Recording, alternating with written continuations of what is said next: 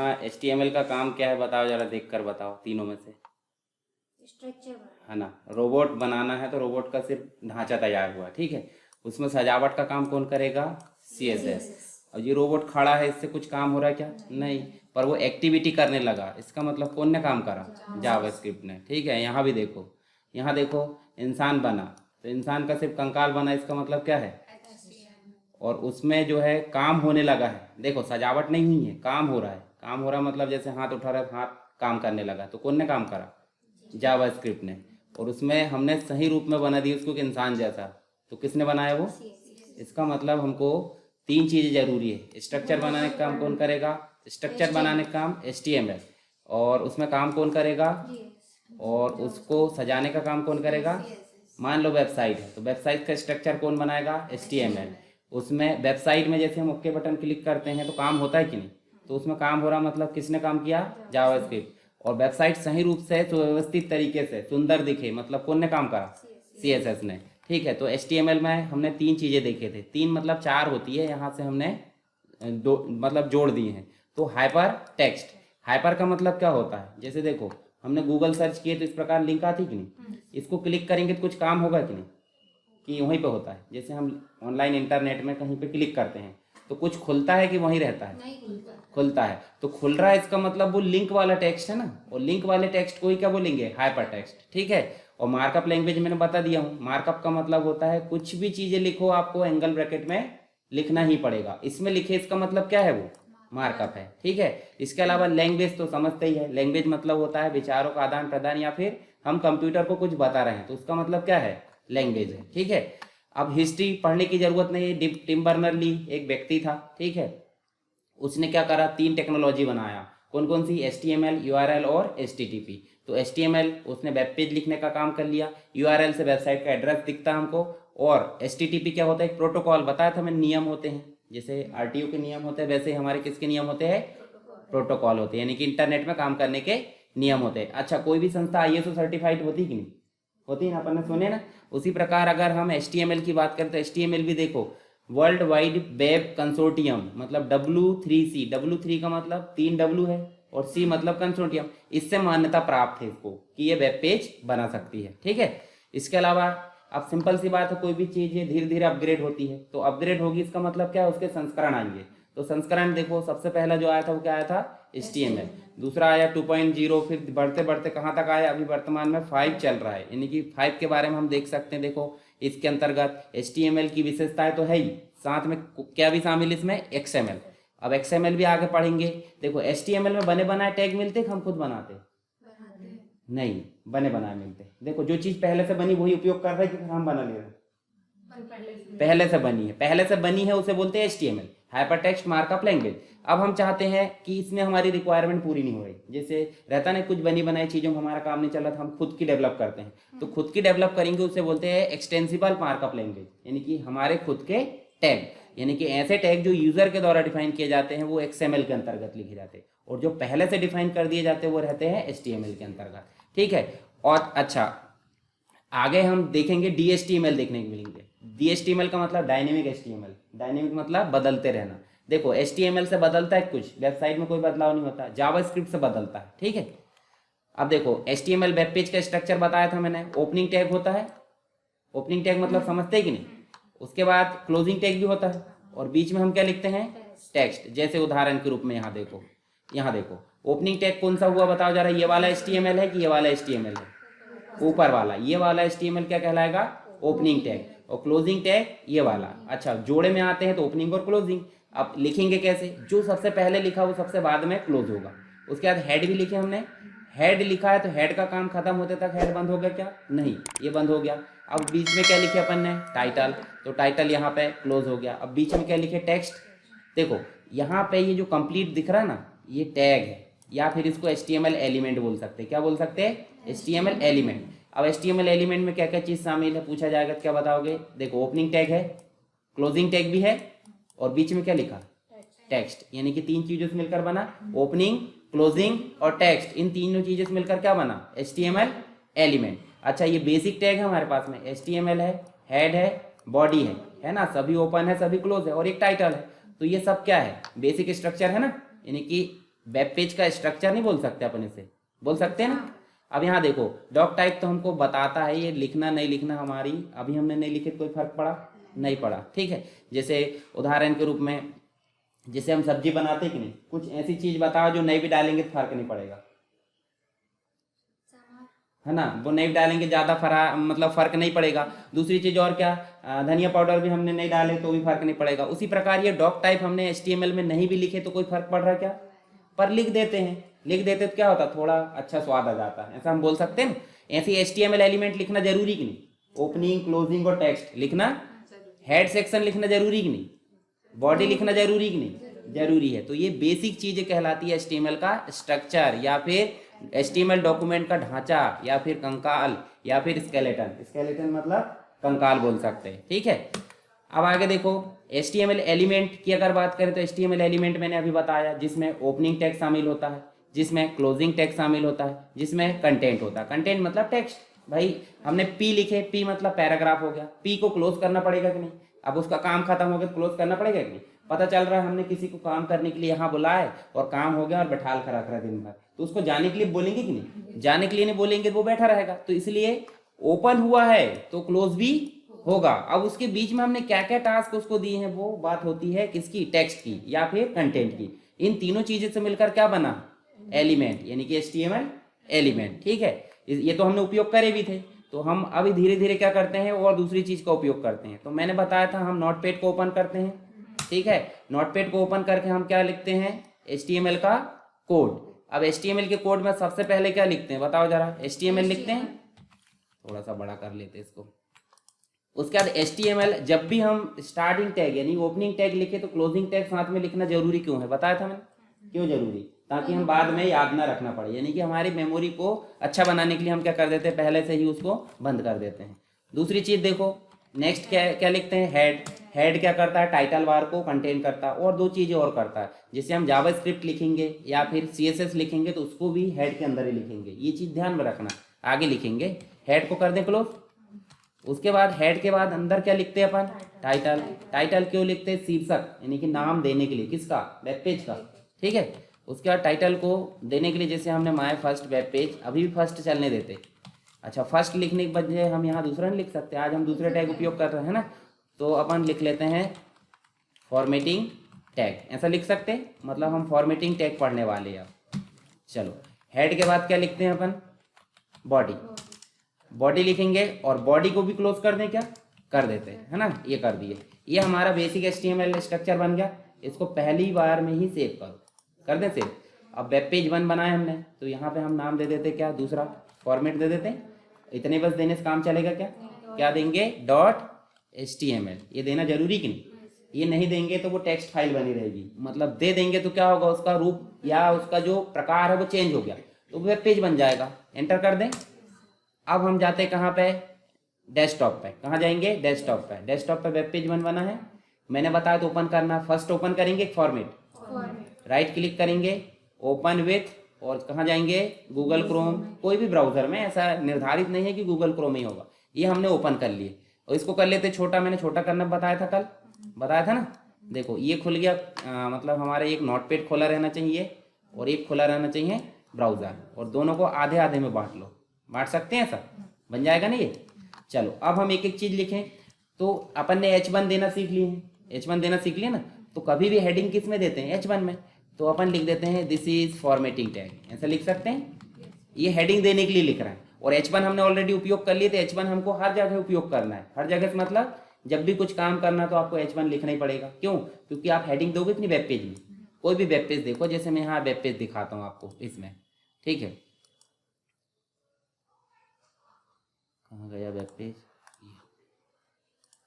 ठीक है, इसमें चलते हैं और यहाँ पे हम जो है mcu.ac.in इस प्रकार से माखनलाल की वेबसाइट को ओपन कर लेते हैं, ठीक है। अब यहाँ देखो जरा, कहीं ना कहीं देखो आपको हेडिंग दिखती होगी, देखो रिसेंट में, है ना, ये देखो कुछ टास्क चल रहा है, या फिर आप जो है कहीं एग्जामिनेशन वाले में जाकर देखोगे तो यहाँ पे भी आपको हेडिंग दिखेगी, हेडिंग के बाद सब हेडिंग भी दिखेगी। देखो जरा मेन हेडिंग दिख रही है, दिख रही है, उसके बाद सब, उसके बाद सेकंड हेडिंग, इसका मतलब ये वाली हेडिंग अलग होगी और ये वाली हेडिंग अलग होगी, और अंदर जो टेक्स्ट लिखा वो अलग होगा, इसका मतलब सब चीज कैटेगराइज होती कि नहीं। तो ऐसे हमने किस में लिखेंगे, ये H1, H2, H3, H4 इसमें लिखेंगे।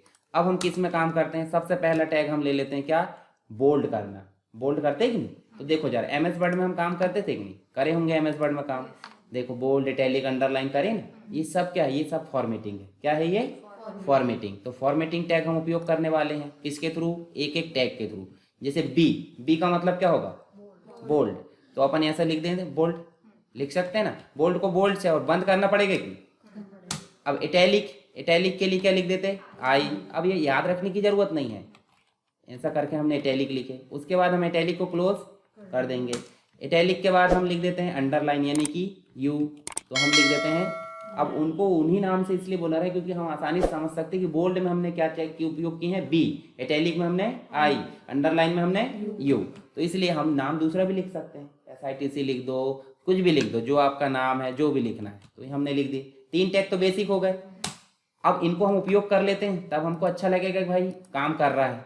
तो हम यहाँ पे चलते हैं और वेब पेज हमने स्टार्ट तो किए थे पर फिर से गायब हो गया, फिर से ओपन कर लें। इस प्रकार राइट क्लिक करें, ओपन विथ गूगल क्रोम, और इसको कर लेते हैं छोटा, और छोटा कर लिए दिया आ गया। और नोटपैड में चलते हैं। अब देखो जरा ध्यान से देखो, यहाँ पे बोल्ड को बोल्ड से दर्शा रहा है, यानी कि बी क्या काम कर रहा है, बोल्ड। इटैलिक ने क्या काम करा है, इटैलिक, और अंडरलाइन में क्या काम करा है, अंडरलाइन। अब ये समस्या ये नहीं हो रही है कि हमने बी को अलग लाइन में लिखा था, आई को अलग लाइन में लिखा था, अंडरलाइन को अलग लाइन में, तो लाइन चेंज हो रही है यहाँ पे, नहीं हो रही ना। एक और चीज़ देखेंगे, जैसे हम नॉर्मली कोई टेक्स्ट लेके आते हैं, टेक्स्ट हम ले आते हैं रेडीमेड, ताकि हमको ज़्यादा मतलब मेहनत ना करना पड़े। ये कॉपी करें हमने, और यहाँ पे हम लिख देते हैं क्या, इसके जस्ट नीचे क्या लिख देते हैं, नॉर्मल पेस्ट कर दिए। ठीक है, नॉर्मल पेस्ट कर दिए, और ब्राउज़र में जाकर क्या कर दिए हमने, रिफ्रेश। अब देखो जरा, जबकि अंडरलाइन के बाद में हमने एक लाइन एंटर करे हैं, एक लाइन क्या, एक लाइन एंटर करने के बाद एक और है, उसके बाद भी ये टेक्स्ट इससे मिलता हुआ आ रहा। मतलब वेब पेज में हमको कुछ भी काम करना था, हमको बिना टैग के काम नहीं कर सकते। तो यहाँ इसका टैग देना पड़ेगा कि नहीं, लाइन ब्रेक होने का देना पड़ेगा। तो हम यहाँ पे लगाते हैं क्या, यहाँ लगाएंगे हम BR टैग। क्या बोलते हैं, BR, और BR को बोलते हैं लाइन ब्रेक।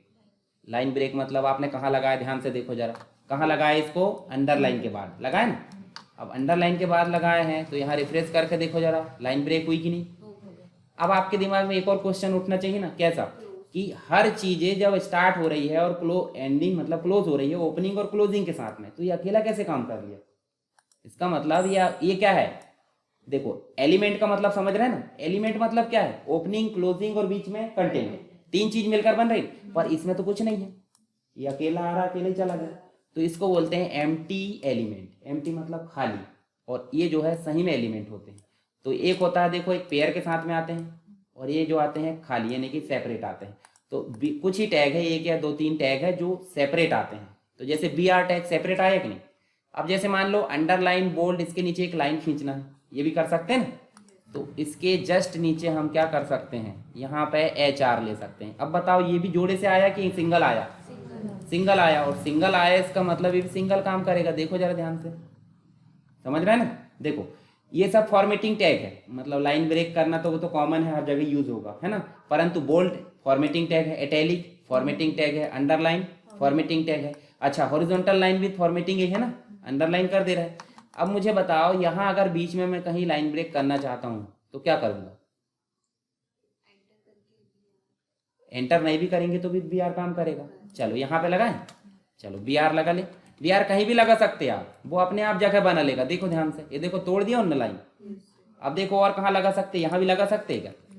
देखो वहाँ लाइन ब्रेक नहीं है, यहाँ पे लाइन ब्रेक हमने नहीं करे हैं, पर वो इधर काम करेगा। उसको नॉट फेस से कोई मतलब है क्या, नहीं है। ये देखो लाइन ब्रेक हुई, तो इसका मतलब BR का मतलब समझ गया। BR मतलब क्या है, लाइन को ब्रेक करना, यानी कि जहां से भी लाइन ब्रेक करना वहां पे हम सिंपल लगा दो BR। अच्छा, ये क्या है, एम्प्टी एलिमेंट है कि क्या है, मतलब खाली एलिमेंट है, अकेला आता है और अकेला ही चला जाता है। कायदे से नियम के लिए आप ऐसा भी लगा सकते हैं, लगा सकते हैं। उदाहरण के रूप में हम ऐसा बोल सकते हैं, देखो हेड आया, हेड बोलता मुझे डर लग रहा, तो उसके पीछे एक डंडा वाला व्यक्ति भी लेकर आता, आ रहा हो, ठीक है। तो अब ये व्यक्ति क्या बोल रहा है, मुझे किसी की जरूरत नहीं है, मैं मेरे पीछे ही डंडा रख लूंगा, मतलब स्लैश लगा लूंगा। तो ओपन हुआ पहले और बाद में क्या हो गया, क्लोज। फिर भी तो खाली कहलाएगा, उसके बीच में कुछ लिखेगा हमने, खाली एलिमेंट है। तो समझ में आए इतनी चीजें आपको। चलो अब हम देखते हैं नीचे चल के, कभी कभी ऐसा भी होता ना कि जैसे हमने H2O ये लिखे, अब इसको रिफ्रेश करेंगे तो वो साथ में आ रहा, पर हम कर देंगे यहाँ पे क्या Br, कर सकते हैं ना। अब Br कर देंगे तो क्या हुआ, देखो लाइन ब्रेक हो गई। पर ये H2O सही लिखा है कि बताओ मुझे जरा, कैसा गलत क्यों लिखा है। 2 कैसा आएगा, नीचे, तो उसे बोलेंगे सबस्क्रिप्ट। नीचे आने को क्या बोलेंगे, और अगर 2 ऊपर चला गया तो सुपर स्क्रिप्ट। तो बताओ मुझे यहाँ से 2 बस को लाना है कि फिर सबको लाना, तो 2 के पहले टैग लगाएंगे और 2 के बाद क्लोज कर देंगे, यही होगा। तो चलो 2 के पहले लगाते हैं SU, क्या लगाते हैं SUB, मतलब सब स्क्रिप्ट, और 2 के बाद क्लोज होगा कि नहीं, हो जाएगा SUB। इसको अपन ने कर दिए क्लोज। अब कर दो यहाँ पे से बार बार ये प्रोसेस और फिर जाकर रिफ्रेश, हुआ काम हमारा। ऐसे ही अगर हम एक और ब्रेक लगाएं, यहाँ पे एक और ब्रेक लगा देते हैं ताकि हम दूसरी लाइन में काम कर सकें। H के बाद 2 लिखें, 2 को कहाँ ले जाना है, ऊपर, और ऊपर ले जाना था हम क्या करेंगे SUP, मतलब सुपर स्क्रिप्ट। तो इसको हम कर देंगे 2 को, अच्छा इसको SUP को क्या कर देंगे, क्लोज, हो गया। अब देखो सेव कर दी हमने और रिफ्रेश कर दिया, देखो जरा ध्यान से, हो गया। चलो ये वाला मैं हटा दूं क्या, ये भी हटा देता हूँ, है ना, ताकि हमको कंफ्यूजन ना हो। ये हमने लिखे H और यहाँ पे अभी हमारा पूरा क्लियर देखेगा कि हमने बोल्ड का काम किया, इटैलिक का, अंडरलाइन का, एक लाइन या लाइन को ब्रेक करे, एक हॉरिजॉन्टल लाइन लाए, और उसके बाद हमने सुपर स्क्रिप्ट और सब स्क्रिप्ट दोनों को उपयोग करे। कभी कभी ये भी होता है ना कि जैसे मान लो आपने ये टेक्स्ट फिर से लाए, मान लो इतना, है ना, इस टेक्स्ट को आप क्या चाहते हो कि कोई भी व्यक्ति आया तो अचानक से पढ़े ना, ऐसा रहता है ना। देखो यहाँ पे देखो, इसको अपन ने सेलेक्ट करे यहाँ से और यहाँ कर दिए इस प्रकार, देखो अब इसको व्यक्ति कोई भी क्या देखेगा, इंपॉर्टेंट नहीं होगा, तभी क्रॉस किया गया है, तो पढ़ना कहाँ से चालू करेगा वो, यहाँ से। तो ऐसे ही हम अगर वेब पेज में करना चाहते हैं तो कैसे करेंगे, उसके जस्ट सामने हम लगाएंगे क्या, स्ट्राइक, स्ट्राइक ही बोलते हैं ना उसको, और यहाँ पे स्ट्राइक को क्या कर देंगे, ये तो नियम है हमारा कि भाई बंद करना अनिवार्य है, ये देखो हमने कर दिए। अब वेब पेज में चलो जरा, वेब पेज बार बार ओपन ना करना पड़े। देखो अब यहाँ हमने लाइन ब्रेक करे थे क्या, तो वो लाइन पे ही आ गया, चाहे तो हम क्या कर सकते हैं BR, है ना, BR मतलब लाइन ब्रेक, समझ गए। कितनी चीजें हो गई हमारे पास में, बोल्ड हो गया, इटैलिक हो गया, अंडरलाइन हो गया, BR हो गया, HR हो गया, सुपर सब स्क्रिप्ट हो गया, सुपर स्क्रिप्ट हो गया, उसके बाद स्ट्राइक हो गया, ठीक है।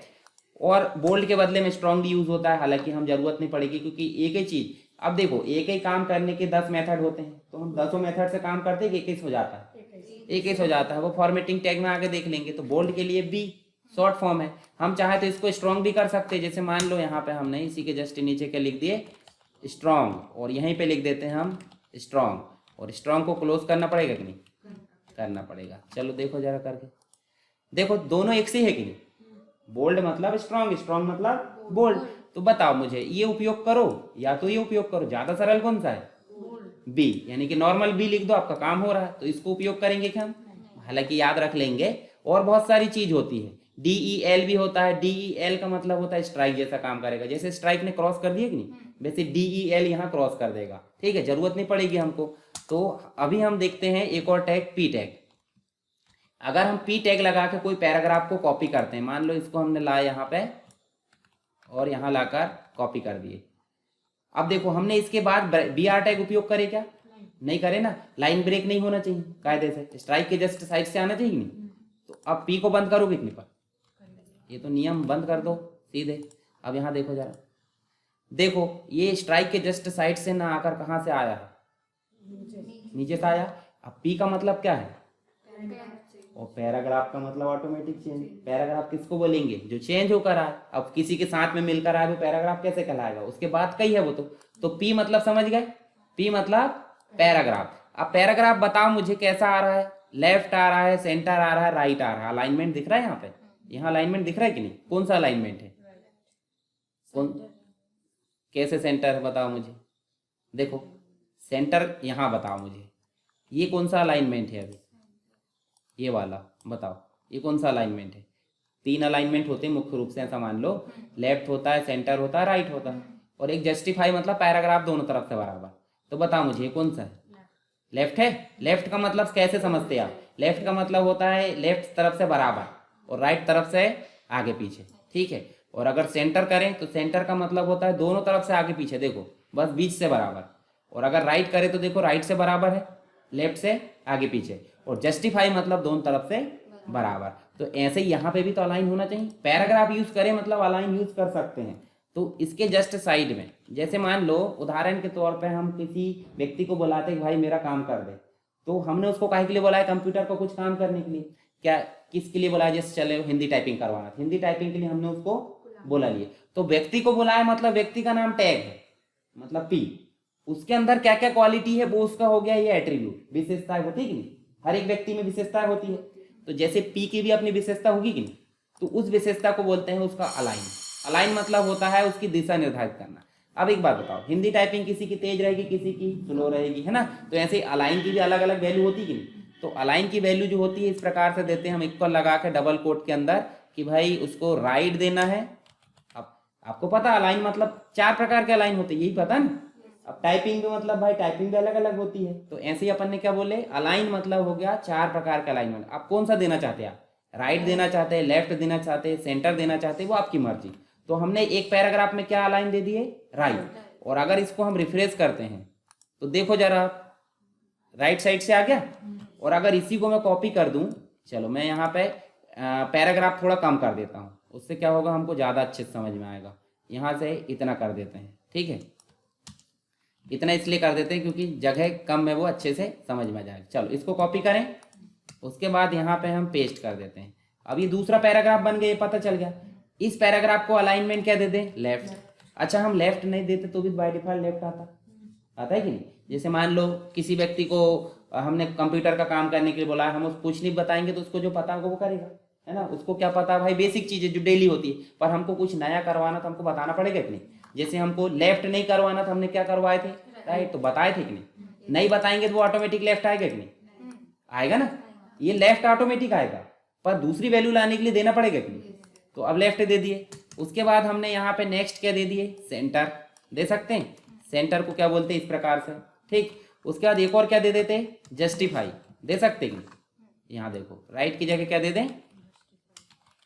स्पेलिंग मिस्टेक नहीं करना। क्यों नहीं करना? क्योंकि स्पेलिंग मिस्टेक मतलब HTML टैग काम नहीं करेगा। जैसे रिफ्रेश करके देखो, अब बताओ मुझे काम कर रहा है कि नहीं? देखो राइट अलाइनमेंट है, इसमें लेफ्ट है, इसमें सेंटर दिख रहा है कि नहीं? देखो ध्यान से। और यहाँ जस्टिफाई दिख रहा है कि नहीं? दिख रहा है। तो हमने पी टैग तो जाने, पी टैग मतलब पी एलिमेंट। पी क्या है? एक एलिमेंट है। क्यों एलिमेंट है? क्योंकि पी ओपनिंग है, पी क्लोजिंग है और अंदर टेक्स्ट है। पर पी के अंदर अपना खुद का एट्रीब्यूट है। एट्रीब्यूट मतलब उसकी खुद की विशेषता है जिसका नाम है अलाइन। जैसे हमारी विशेषता होती है कि नहीं? गाना, चिल्लाना, जो भी है, हम अलग अलग प्रकार की विशेषता होती है। अब चिल्लाना भी है तो चिल्लाना, स्लो, मीडियम, लाउडली, इस प्रकार से भी होता है कि नहीं? तो ऐसे ही यहाँ पे इसकी विशेषता होगी क्या? अलाइन। तो अलाइन में क्या है? कौन कौन सी चीजें हो सकती है अलाइन में? Left, right, centre, justify, 4 value. ये वैल्यू कहलाती है। और ये क्या कहलाता है? एट्रीब्यूट। मतलब अब एक बात बताओ मुझे, पी के साथ में हमने अलाइन को ओपन करे थे, अब यहाँ पी के साथ में अलाइन को क्लोज क्यों नहीं करे? बताओ जरा मुझे। देखो इसका उदाहरण वही, हमने किसी को बुलाया काम करने के लिए, हमने बुलाया कि टाइपिंग करवाना, एक व्यक्ति को बुलाया ऑपरेटर को, टाइपिंग काम खत्म हो गया और उसको बोले कि आपकी छुट्टी, आप जाओ। क्या ऐसा बोलेंगे कि आपकी टाइपिंग की फैसिलिटी भी लेकर जाओ? क्या बोलेंगे? आप जाओ। आप जाओ मतलब उसका एट्रीब्यूट खुद ब खुद चले जाएगा कि नहीं? तो ऐसे पी ओपन हुआ तो पी ऑटोमेटिक क्लोज हो गया। इसका मतलब उसके अंदर 10 एट्रीब्यूट भी है, पूरे पूरे क्लोज हो जाएंगे कि नहीं? तो अलग से बंद करना पड़ेगा क्या? उसके गुण है ना, वो पी के गुण है, तो पी के साथ में वो क्लोज हो गए। ऐसे ही H1 के भी गुण होते हैं, H1 के भी होते हैं, धीरे धीरे हम जानते रहेंगे। तो एट्रीब्यूट मतलब समझ गए कि नहीं? किसी टैग के अंदर उसकी विशेषता है, क्या कहलाती है? एट्रीब्यूट। अब एट्रीब्यूट अलग अलग होते हैं, अभी हमने एक एट्रीब्यूट जाने, क्या? अलाइन, ठीक है। उसके अलावा हमने क्या क्या चीज देखे यहाँ बताओ फिर से जरा। बोल्ड देखे, पिछले डे हमने क्या देखे थे? H1 से लेकर H6 तक देखे थे। अभी बोल्ड देखे। स्ट्रॉन्ग भी हो गया, मतलब दोनों अल्टरनेट में काम करते हैं। इटैलिक, इटैलिक के बाद अंडरलाइन, BR, HR, HR को भी हम ऐसे लिख सकते हैं। नहीं भी लिखेंगे तो कोई दिक्कत है क्या? पर लिख दो, लिख दो तो क्या होगा, थोड़ा सिस्टमेटिक, हम प्रोफेशनल टाइप काम कर रहा है समझो, नहीं तो काम तो वैसे भी कर रहा, ठीक है। उसके बाद अगर 2 को बेस लाइन से नीचे लाना है तो सब स्क्रिप्ट, और 2 को बेस लाइन से ऊपर ले जाना है तो सुपर स्क्रिप्ट। फिर ब्रेक करें, ब्रेक को फिर से क्या कर दो, इस प्रकार कर दो। अब किसी टेक्स्ट में अगर हमको बीच में से लाइन खींचना है, यानी कि उसको क्रॉस करना है, तो क्या उपयोग करें, स्ट्राइक। पैराग्राफ बनाना तो पी, और पैराग्राफ में अलाइनमेंट देना तो अलाइन, और उसकी वैल्यू हम लेफ्ट, सेंटर, राइट, जस्टिफाई कुछ भी दे सकते हैं, दे सकते हैं। ऐसे ही अपन जितने चाहे उतने पैराग्राफ ले सकते हैं वेबसाइट में। देखो यहाँ पे ये पैराग्राफ आ गया, अब इतना बड़ा हो गया, समझ में आ रहा है कि यहाँ पे नहीं, क्योंकि हमको छोटे छोटे पैराग्राफ लिए थे तो यहाँ समझ में आएंगे। ठीक है, इतना समझ में आया।